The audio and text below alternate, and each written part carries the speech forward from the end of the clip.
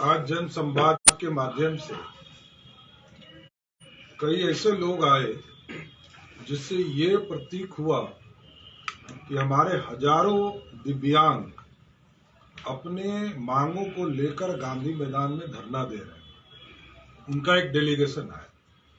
उन लोगों ने विस्तार से बताया कि देश के यशस्वी प्रधानमंत्री आदरणीय नरेंद्र मोदी जी ने 2016-17 में जो दिव्यांग समाज के लिए जो भलाई के काम करने का निर्णय लिया, जो कानून बनाकर सभी राज्यों को भेजा, उसको इम्प्लीमेंट बिहार सरकार नहीं कर रही।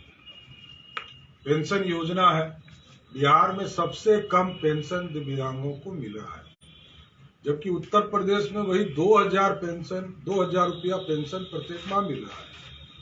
यह चिंता का विषय है, सरकार को संज्ञान भी लेना चाहिए। और कई लोग आए जो रोजगार से संबंधित है, जैसे लगभग 6776 लोगों की नियुक्ति होनी थी इंजीनियर के तौर पर, और वो जो है उसको रद्द कर दिया गया।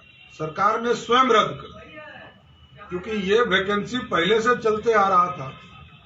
तो अब सिर्फ दिखाने के लिए, और सिर्फ ये नहीं रद्द किया, इसके साथ साथ 13,000 लोगों की बहाली होनी थी कर्मचारी चयन आयोग के माध्यम से।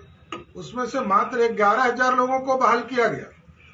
उसमें भी 2,000 लोगों की नौकरी नहीं दी गई, जबकि सबका प्रशिक्षण हो गया, सबका जांच हो गया, सबसे टाइपिंग करा लिया गया और उसको नौकरी नहीं दी गई। उसी तरह कई विभागों के पद को जहां सृजन करने की बात आ रही थी, तेजस्वी यादव ये कह रहे थे कि हम पद सृजन करेंगे और बिहार के नौजवानों को नौकरी देंगे। उल्टा अब इस सरकार के द्वारा पद को ही समाप्त किया जा रहा है। तो रोजगार भी एक बड़ा चिंता का विषय आज नौजवानों के लिए बनता हुआ जा रहा है।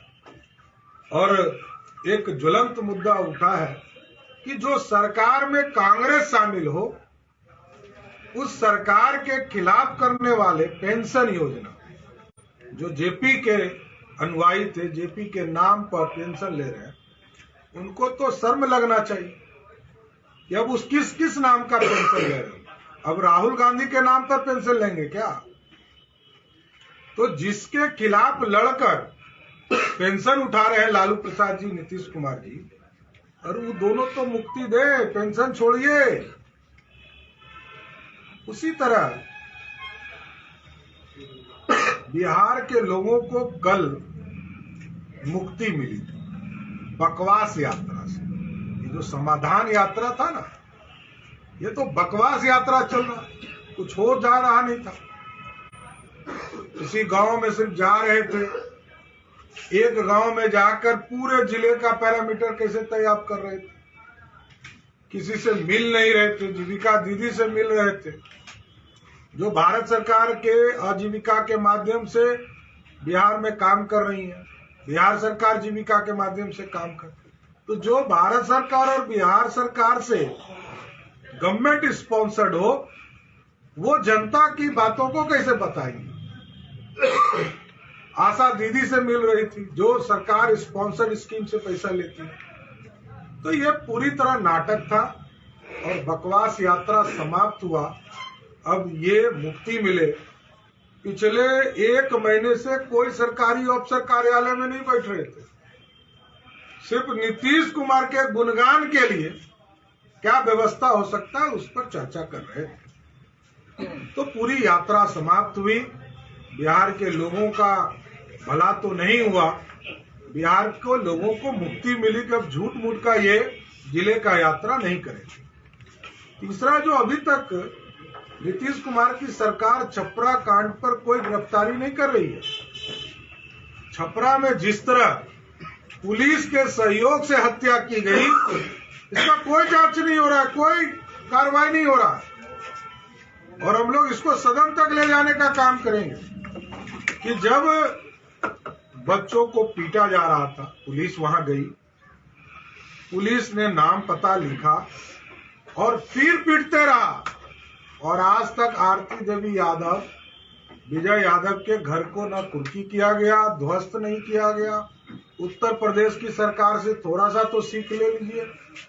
दिव्यांगों को तो पेंशन नहीं है दे रहे आप, कम से कम जो हत्यारे लोग हैं उस पर तो कार्रवाई करे उत्तर प्रदेश की सरकार के तर्ज पर, कि उनके घरों को ध्वस्त कीजिए, उनकी गिरफ्तारी कीजिए और उनको 1 महीने में स्पीडी ट्रायल चलाकर फांसी की सजा दिलवाइए जो बच्चों की हत्या करता हो। तो बिहार की सरकार से पूरा विश्वास उठ गया और अब तो पता ही नहीं चल रहा है कि मुख्यमंत्री कौन है, कि सुपर मुख्यमंत्री को चीन्हे कि मुख्यमंत्री को चीन्हे। या सिंगापुर से जो आए हैं उनसे पूछ के ही लोग कुछ बताएंगे, क्योंकि मुख्यमंत्री कहते हैं कैबिनेट एक्सपेंशन होगा, उप मुख्यमंत्री कहते हैं कि कुछ नहीं होगा। आज हमने पेपर में पढ़ा कि 1 सीट मिलेगा, पता नहीं चल रहा है कि कांग्रेस 3 में है कि 13 में है। तो सारी स्थिति बनी हुई है। हमको लगता है अब सुपर पावर, नहीं कहता था अमेरिका सुपर पावर है, रसिया सुपर पावर, अब सिंगापुर से सुपर पावर आए हैं। अब नीतीश कुमार जी को कुछ लगता है बुद्धि देंगे, पिता के ही बल पर सरकारें बनती है। नीतीश कुमार जी को यदि इतना ही जनता पर भरोसा है तो मैं कहता हूं कि आज चुनाव में चलिए, विधानसभा को भंग कीजिए और बिहार की जनता के बीच में चलिए। जनता आपको पूरा हिसाब चुका देगी, आपके जमानत जब्त कराने का काम। देखिए, ये धार्मिक गुरुओं के द्वारा ये बात उठी। धार्मिक गुरु का अपना कार्य है, सरकार अपने कार्य कर रही है। भारतीय जनता पार्टी इस देश को बढ़ाने में, देश के विकास के कार्यों में लगी है, देश के स्वाभिमान के लिए काम कर रही है। जो धार्मिक गुरु कर रहे हैं वो उनका बयान। लेकिन राजद के लोग ये कह रहे हैं कि लालू जी का नाम ही काफी है बीजेपी को सत्ता से उखाड़ने के लिए। देखिए, लालू जी बहुत बार लड़ चुके बीजेपी से, और लालू जी स्वयं ही उन राजद के नेताओं से जाके पूछिएगा कि राजद के नेता लालू प्रसाद जी को मुख्यमंत्री भाजपा के कृपा से बने हैं, वो क्या बोलेंगे? लालू जी की ही उत्पत्ति भाजपा के कृपा से हुई है, तो उनको क्या बोलने का अधिकार है? देखिए, भारतीय जनता पार्टी के सदस्य थे, अब वो महामहिम राज्यपाल है और महामहिम राज्यपाल के माध्यम से जो उनके दायित्व हैं वो निभाएंगे। भारतीय जनता पार्टी के सदस्य देश के प्रधानमंत्री भी हैं, देश के उपराष्ट्रपति भी भारतीय जनता पार्टी के सदस्य हैं और देश की महामहिम राष्ट्रपति भी भारतीय जनता पार्टी। जब किसी दायित्व पे कोई चला जाता है तो वो उस तरह से निर्वहन करता है जो उनके सामने लाया जाता है। लालू प्रसाद जी इतिहास के पन्ने में रहे हैं और इतिहास के पन्ने में ही आगे के दिनों में रहेंगे। इससे ज्यादा दुर्भाग्यपूर्ण वाला कोई लीडर पैदा नहीं लिया।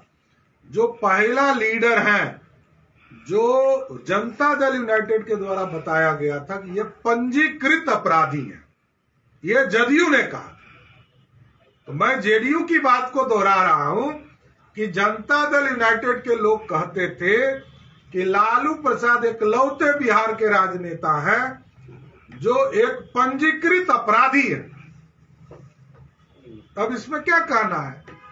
जो पंजीकृत अपराधी स्वयं हो उस पर क्या बयान दें? गुंडा राज स्थापित होता है। मैं बार बार कहता हूं कि राजद का गठबंधन होने के बाद बालू माफिया, शराब माफिया या गुंडे लोग सरकार में आए, और जब गुंडे लोग सरकार में आए तब आपराधिक घटना बढ़ गई बिहार में, क्योंकि वो लोग टिकट किसको दिए? देखिए, एक जगह अपराधी को टिकट दिए, 2 जगह शराब माफिया को टिकट दिए। इसी तो प्रमाण होता है कि जो महागठबंधन के लोग हैं वो अपराधी को, वो गुंडों को, वो शराब माफिया को और वो बालू माफिया को बढ़ावा देने का काम। देखिए, भारतीय जनता पार्टी ने स्पष्ट तौर पर कहा है कि 1990 से लेकर 2005 तक जो लालू प्रसाद जी के खिलाफ